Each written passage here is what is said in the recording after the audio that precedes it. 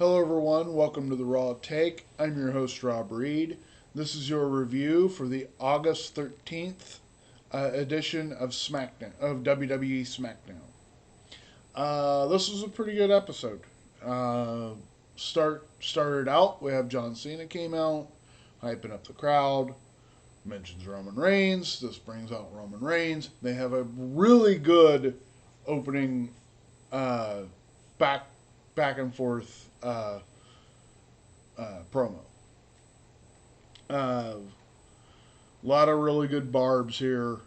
Uh, Weirdly enough, John Cena brings up two he doesn't name them as their AEW names, but he mentions Dean Ambrose. He says you almost ruined Seth Rollins' career and you ran Dean Ambrose out of the company. And then later on, he says, maybe after I beat you, I'll go into the crowd and blow you a kiss as I leave the arena, which is a reference to what CM Punk did when he beat John Cena at Money in the Bank. So I thought that was very weird that Cena would kind of bring up, especially this Punk one, since it's very heavily expected that CM Punk is going to be debuting next week on the very show that comes on after SmackDown. So I thought it was very weird, and especially since they were doing Rampage was having their debut last night. So I thought it was very weird that he would bring up, even in a sly manner, AEW, especially on the night of their debut. I thought that was very weird. But overall, I thought they were really good. It was a really good promo. Roman had a really good barb of Cena about 25 years of the missionary position may have been fine with you, but it sure wasn't for Nikki Bella. That was funny. But overall, good start to the show. Next, we had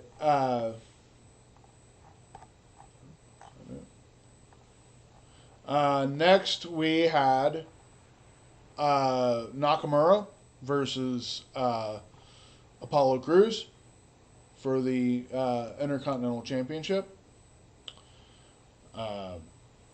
This was this one was surprising, to say the least.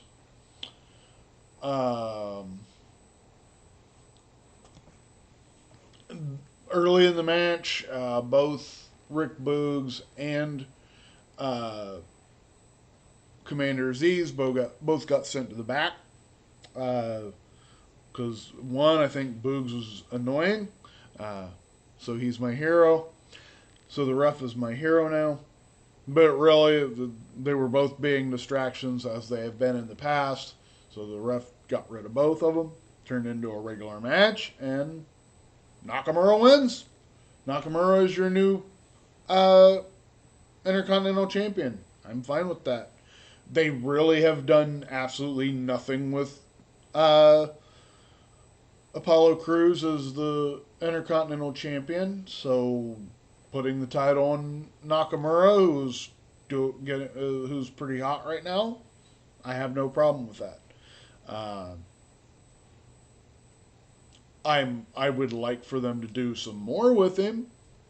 Hopefully, actually get some real feuds. But for now, I thought this was perfectly fine.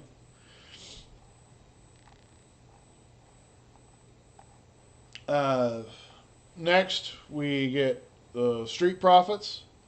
They take on Alpha Academy, which is another rematch. Even though it's a few months in the making, it's another rematch. But at least this match hasn't happened in quite a while because Montez Ford's been out. They brought up that the last time they faced was when Montez Ford got hurt. Uh, but this was an okay match. Um, Angelo Dawkins has really been surprising me with some really cool, innovative moves. He did a pop up spinning neck breaker. I don't know how you even uh, I don't even know how you explain that one. It was pretty cool. Uh, Alpha Academy get the win. It was all right. Uh, Next, we have a really good entering segment with Seth Rollins. Edge isn't there.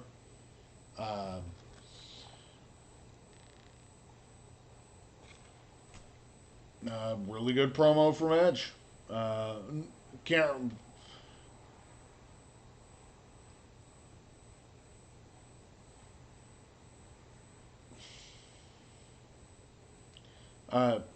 He mentioned that he said that Edge has been put himself uh, between put him but sorry Edge put himself between Seth and the Universal Championship, and that affects his family. Um, and I thought that was a really good line. Um, he said he vowed to make up for 2014 when he failed to uh, hesitated to end Edge, so he will make up for that at SummerSlam. So really good promo from Edge. Next, we have the Mysterios take on Dolph Ziggler and Robert Roode. It was all right. There was a point where near the end where the Usos, sorry, itchy eye. There was a point at the end, near the end, where the Usos pop up on the screen. They try to distract the Mysterios, but it doesn't even work, which I am fine, which I am glad for. I'm getting tired of the either music hits or the someone shows up on the screen and it distracts the baby face so that they lose. I'm very tired of that. So I was glad to see this backfire, and the Mysterios still ended up beating Ziggler and Rude. Uh, it was an okay match, good, decent tag match. Um, I'm not the biggest fan of Dominic. I hate to say it. I think he is very very very green. Uh, I think they shot him to TV way too early. I think that he should have spent some actual time in NXT before they started giving him a big push on the main roster, because he can do a few cool things, but there's a lot of times he looks sloppy. Um, he's not the best at selling, uh, which I mean, look at his dad is one of the best sellers there ever was. He's got to pick that up. I'm sure in time he will get much better, but right now he's okay. He's okay, especially in tag matches, especially in a match like this where everybody else in the match are longtime veterans who can pick up for him.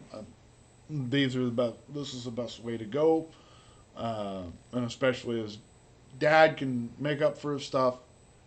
But this is a pretty good match. decent.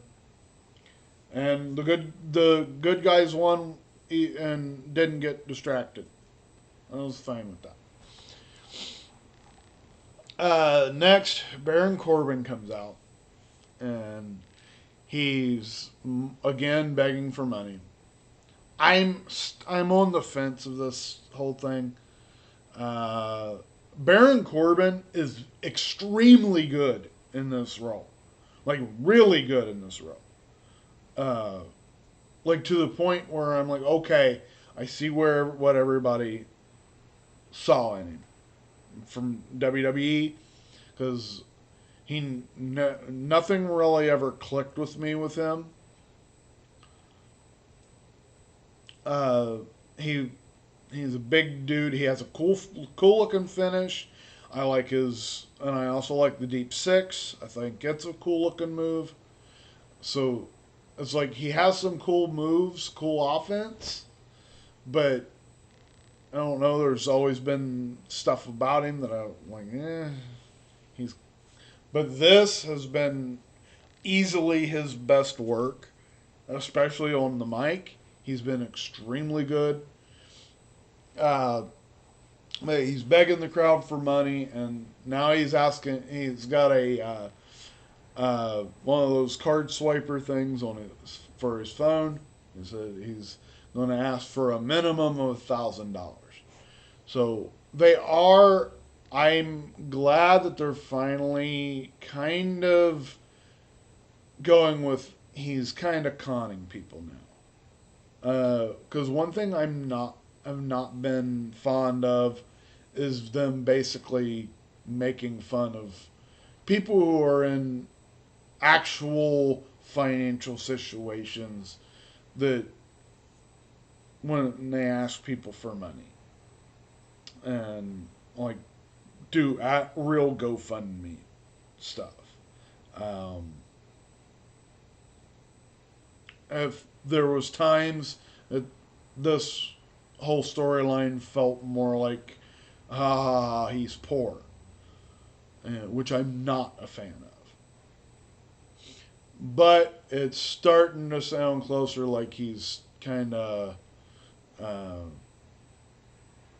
I know the whole thing of he's been a bad guy and he's finally getting his comeuppance, but mm, there's a fine line you can to, you can go before it gets into uh, being very disrespectful to people, not just the wrestler, but like people in in general, and it's almost sometimes this has felt like Vince McMahon's uh, laughing at poor people. Uh, so, but this is really good. This is actually really good.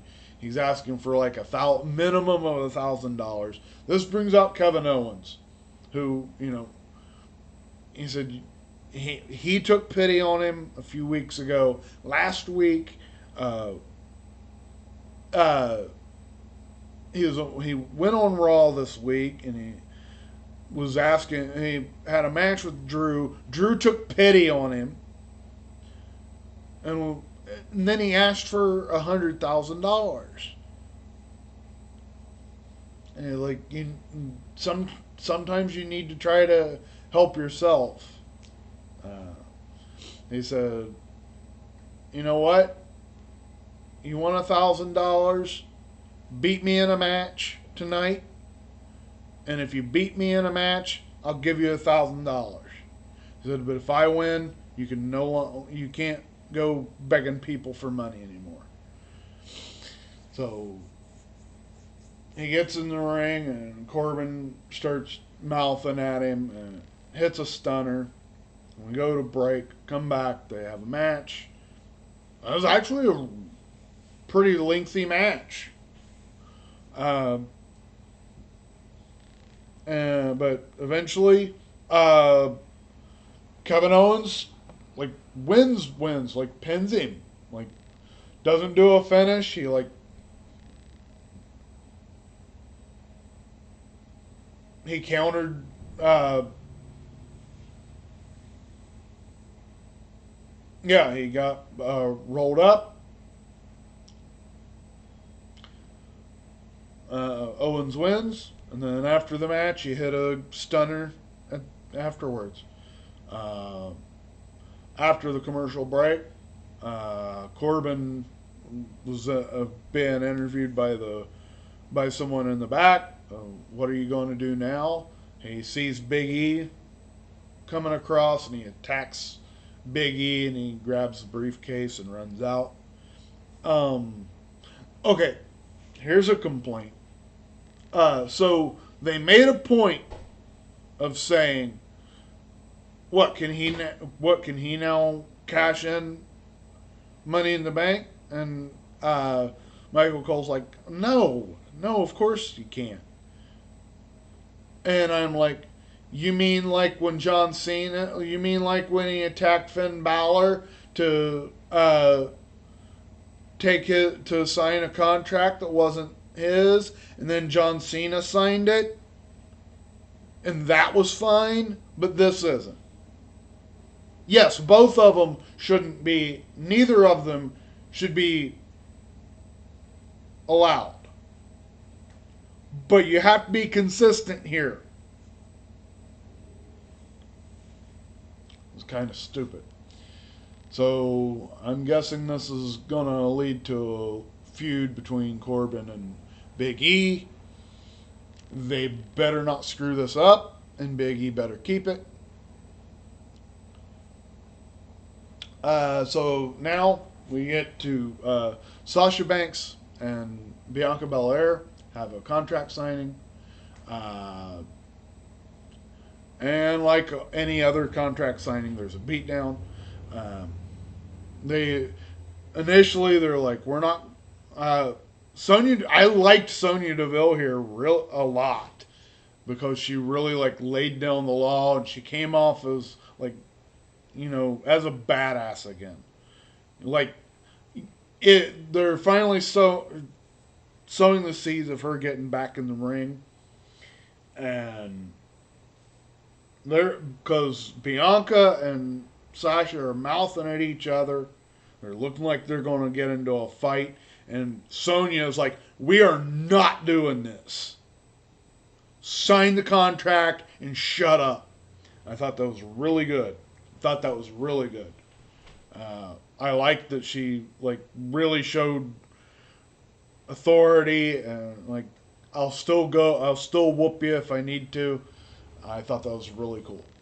But right after they signed the contract, well, uh, Sasha says, I need some uh, witnesses for this contract signing. She brings out Carmella and Zelina Vega, and there's a big three-person beatdown on uh, Bianca to finish the show. And Sasha's doing the bank statement and using Bianca's hair to pull her back into the bank statement. So that's the end. So that's your episode of SmackDown. I thought it was really good. I thought last night's SmackDown was really good. Much better than weeks prior. And this time I didn't have a problem with 13 people getting fired halfway through the show. So you didn't have that problem. So yeah, this was really good SmackDown.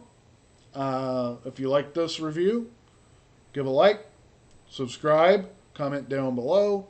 Follow me on Twitter at Mr. Rob Reed, and I will see you in the next video.